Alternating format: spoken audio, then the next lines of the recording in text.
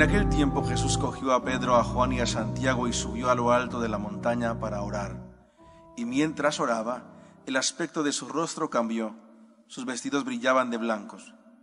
De repente 2 hombres conversaban con él, eran Moisés y Elías, que apareciendo con gloria, hablaban de su muerte, que iba a consumar en Jerusalén. Pedro y sus compañeros se caían de sueño, y espabilándose, vieron su gloria y a los 2 hombres que estaban con él. Mientras estos se alejaban, dijo Pedro a Jesús: Maestro, qué bien se está aquí. Haremos 3 tiendas, una para ti, otra para Moisés y otra para Elías. No sabía lo que decía. Todavía estaba hablando cuando llegó una nube que los cubrió. Se asustaron al entrar en la nube. Una voz desde la nube decía: Este es mi Hijo, el escogido, escuchadle. Cuando sonó la voz se encontró Jesús solo. Ellos guardaban silencio y por el momento no contaron a nadie nada de lo que habían visto. Palabra del Señor. Gloria a ti, Señor Jesús. Dice la Escritura que la muerte de Cristo en la cruz significó para los judíos un escándalo y para los romanos era una necedad. Que alguien siga a un crucificado, para un romano es absurdo. Seguir a uno que ha fracasado no tiene sentido.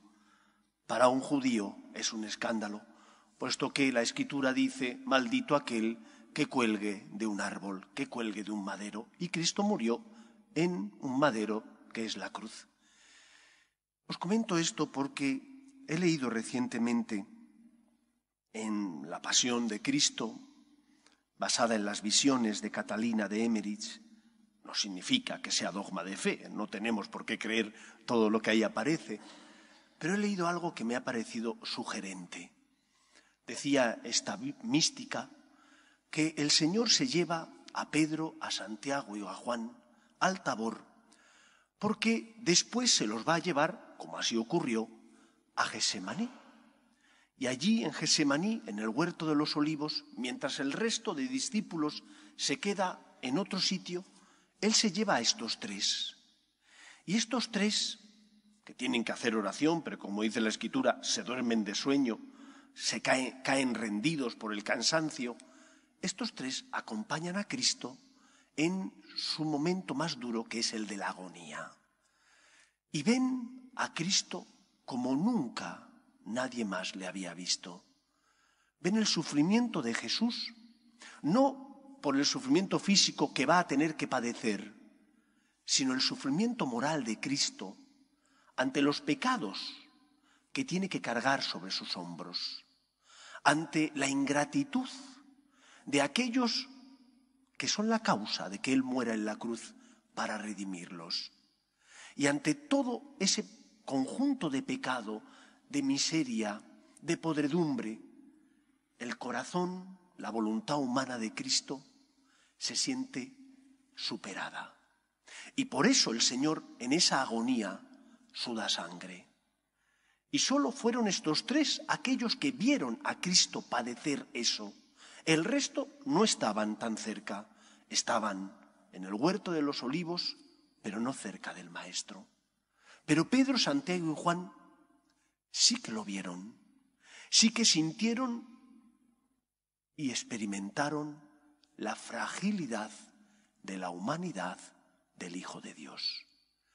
Para nosotros esto a lo mejor no nos dice nada, pero vosotros imaginad lo que debieron sentir aquellos judíos, eran judíos, Pedro, Santiago y Juan, creían en el Todopoderoso, en el Señor. Y cuando van entendiendo que ese Todopoderoso es Dios Padre, Dios Hijo y Dios Espíritu Santo, y que Dios Padre envía a su Hijo al mundo, y su Hijo es débil, no porque conozca el pecado, sino es débil porque como hombre sufre el peso del pecado de todos los hombres. La agonía de Jesús debió significar para Pedro, Santiago y Juan un escándalo. Ellos creían en el Todopoderoso y ahora veían al Dios que creían todopoderoso sufrir. padecer la agonía, experimentar fragilidad, no por sus pecados, sino porque iba a cargar sobre sus hombros el pecado de todos los hombres, de toda la humanidad.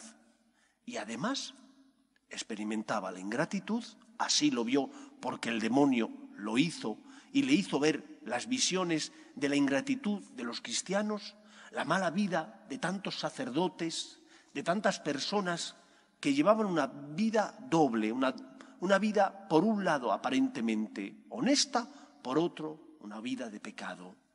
Y todo eso Jesús lo vio y lo cargó sobre sus hombros, y todo eso entristeció mucho su corazón. Y por eso el Señor, según esta mística, se lleva a Santiago, a Pedro y a Juan, porque van a ver la flaqueza de Dios, la debilidad del Hijo de Dios, de aquel que sin dejar de ser Dios asumió nuestra condición humana. Creo que esto es importante que lo tengamos en cuenta, porque de lo contrario, nuestra vida seguirá basada en mirarnos a nosotros mismos y en pedirle a Dios que me dé fuerzas, que me ayude, que quite y cure y sane mi pecado, pero no acabaré de entender el amor de Dios. Y si no entendemos el amor de Dios, no se produce la conversión verdadera en nuestro corazón. El cristianismo es la religión del amor recíproco, del amor de Dios que envía a su Hijo al mundo por ti y del amor del hombre que ha recibido un don tan grande, pero que siente también la necesidad de corresponder a Dios. Por eso, sientes debilidad, ven a rezar.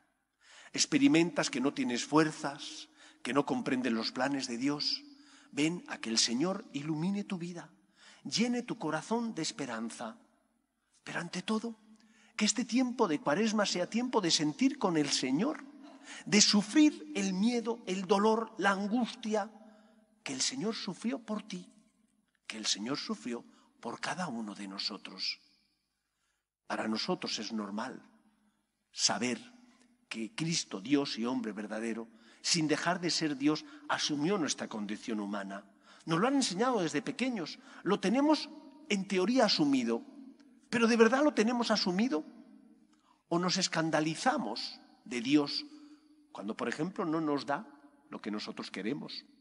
¿O nos escandalizamos de Dios cuando, por ejemplo, no avanzamos como nos gustaría avanzar en el camino de la santidad? ¿O nos escandalizamos del Señor cuando no comprendemos sus planes? La pasión-muerte de Cristo debe implicar en nosotros la confianza en Él, el abandono. Porque Cristo lo dio todo por nosotros, nos dio muestras de su amor y por lo tanto tenemos que confiar que si Él entregó su vida por nosotros, no habrá nada que nos pueda separar del amor de Dios. Solamente hay un pecado que no se puede perdonar, el pecado contra el Espíritu Santo, es decir, el pecado de aquel que no cree en el poder de Dios, el pecado de aquel que no cree que el Espíritu Santo pueda transformar su vida y perdonar sus culpas. Si el Espíritu es el que alienta a la Iglesia, una persona que confía en el Espíritu cree, por ejemplo, en los sacramentos. Se confiesa con frecuencia, estando en gracia de Dios comulga, hace oración, se acerca al Señor para que Él cure y sane sus heridas. El que no cree en el Espíritu Santo no cree en la Iglesia y por lo tanto no cree en los sacramentos. Por eso hay tanta falta de fe dentro de la Iglesia, porque hay muchos que dicen ¿para qué confesarse?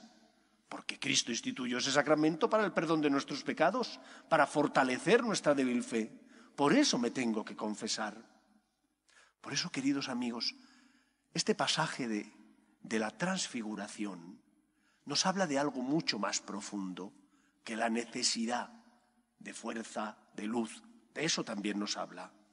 Nos habla, ante todo, de la debilidad del Hijo de Dios, del sufrimiento que el Hijo de Dios, como verdadero hombre, sintió y experimentó por nosotros, de la angustia que Él padeció en esa noche del Jueves Santo para redimirte y perdonar tus culpas y pecados. Que un corazón agradecido, que se da cuenta de lo que el Señor hizo por nosotros, responda. ¿Y cómo tenemos que responder? Fiándonos de Él, poniéndonos en sus manos, pidiéndole ayuda, dándole gracias por todo lo que nos ha dado. Con mucha frecuencia os hemos comentado, tanto el Padre Santiago como el resto de sacerdotes y yo mismo, esa frase tan bella de Quevedo: polvo somos, Señor, pero polvo enamorado. Un cristiano es polvo porque es pecador, porque experimenta sus miserias todos los días, porque hace el mal que sabe que no tiene que hacer y deja de hacer el bien que desearía realizar. Pero si está enamorado, se levanta. Si está enamorado, le abre el corazón a Cristo. Si está enamorado, reconoce su pecado y le dice: Señor, lo siento. Que el Señor encuentre en nosotros esa respuesta. Vengamos a pedir, ante todo, sentir amor hacia Cristo. Pidamos ante todo al Señor que aumente nuestra fe, pero no solo para soportar las cruces que pesan mucho sobre nuestros hombros, o los silencios de Dios, que a veces es verdad que tienen lugar en nuestra vida y Dios parece que calla. No, pidamos ante todo que nuestro corazón sienta, que nuestro corazón se una al dolor de Cristo, que nuestro corazón sea capaz de ver el escándalo del amor de un Dios que, siendo el Todopoderoso, para salvarnos a nosotros, envía a su Hijo al mundo, que sin dejar de ser Dios, asume nuestra condición humana. ¿Cómo no arrodillarnos ante tal misterio? ¿Cómo no claudicar y dejar la soberbia a un lado ante ese misterio de amor, de misericordia y de entrega? Preparemos bien nuestro corazón desde el agradecimiento y desde el deseo de corresponder a Dios, dando gracias por todos los bienes que hemos recibido, en especial el bien mayor, que es el amor de Dios. Polvo somos, Señor, pero polvo enamorado. Que sea así en nuestras vidas.